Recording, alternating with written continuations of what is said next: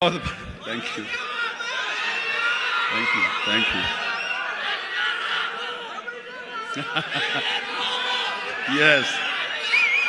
ఇందాక నుంచి చాలా చెప్తూ నా అచీవ్మెంట్స్ గురించి చెప్పాను. Pawan Kalyan is my achievement, Ram Charan is my achievement, నా ఫ్యామిలీలో ఉన్న అందరు బిడ్డలు అందరూ కూడా నా అచీవ్మెంట్. వీళ్ళందరూ చూస్తుంటే ఇది కదా నేను సాధించానని. మొన్న పవన్ కళ్యాణ్ ఇంటికి వచ్చినప్పుడు ఒక మాట అన్నాడు, అన్నయ్య నీకు ఒక మాట అన్నవాడికి గుర్తుందా అని. ఏమన్నానరా, మన ఇంట్లో ఇంతమంది మీరందరూ ఉన్నందుకు, నాకు ఈ అవకాశం భగవంతుడు ఇచ్చినందుకు ఇది నాతో ఆగిపోకూడదు.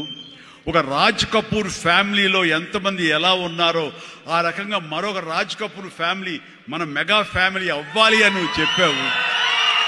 ఈ రోజున చూస్తుంటే తలుచుకుంటే నీ మాట ప్రభావం, నీ మాట మంత్రంగా ఈరోజు పనిచేసి మన ఫ్యామిలీలో ఇంతమంది 90 ఉన్నావు, 10 మంది దాకా ఉన్నావు అంటే కనుక నీ మాట పవర్. ఎందుకంటే నువ్వు చాలా నిష్కల్మషంగా అంటావు, అనేదో కన్విక్షన్తో అంటావు, అందులో ఎలాంటి పొల్యూషన్ ఉండదు కాబట్టి దానికి బలం ఎక్కువ అన్నయ్య. మంచి మనసుతో అంటావు, పాజిటివ్తో అంటావు అని కళ్యాణ్ బాబు అంటే అవును కదా అనుకున్నా.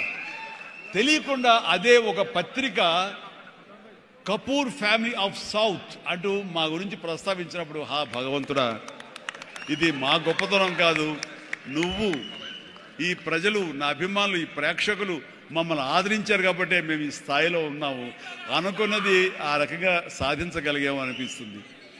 అండ్ గతంలో ఎప్పుడు నేను ఏ సభలోనూ ఇంత మనసిప్పి మాట్లాడుకోలేదు. అది మీతోటి నేను మనసిప్పి మాట్లాడుకునేంత